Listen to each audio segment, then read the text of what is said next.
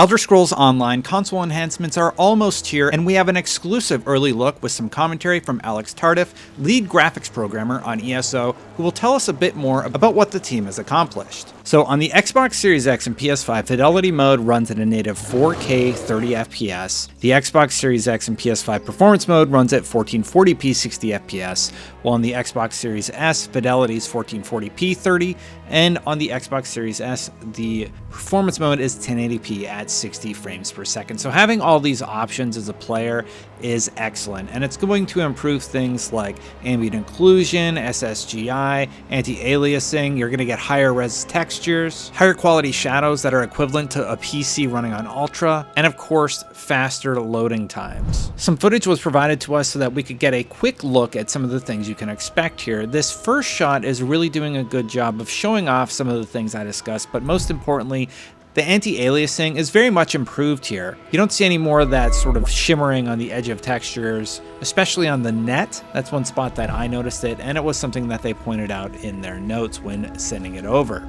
And as we start looking through this footage, you really start to see the improved textures, a little bit more fog in the next-gen scene. And keep in mind, every scene is going to have that screen space global illumination and ambient occlusion improvement, as well as shadows that have been upgraded to the Ultra setting.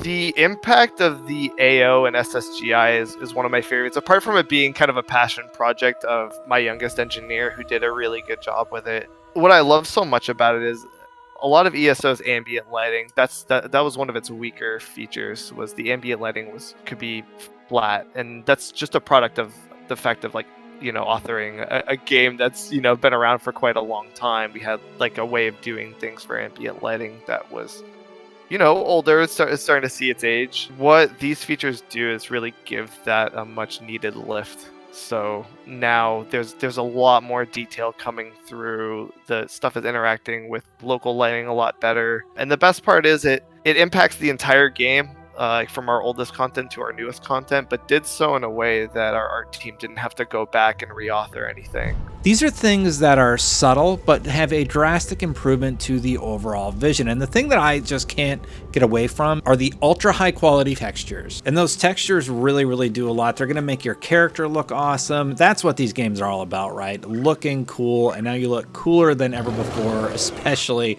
when you can see every little detail on your armor or on your mount. We would normally cap it to your immediate group of people would be higher resolution, and now we can allow more of them and further out, so that the people around you look better too, the NPCs look better. And then there was an effort to go back and address some of our oldest textures that are still used frequently, and actually upgrade to higher resolution versions of those specifically for this.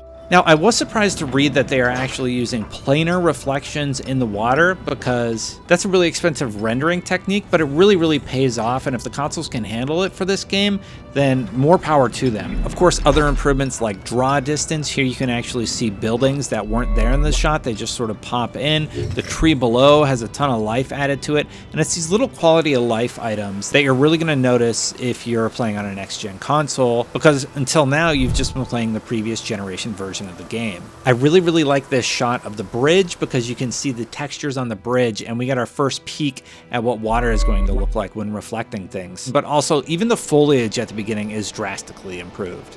And if you want to see the difference in textures, just look at the rocks in this scene. The added detail does so much more to paint a clearer picture of what you're looking at.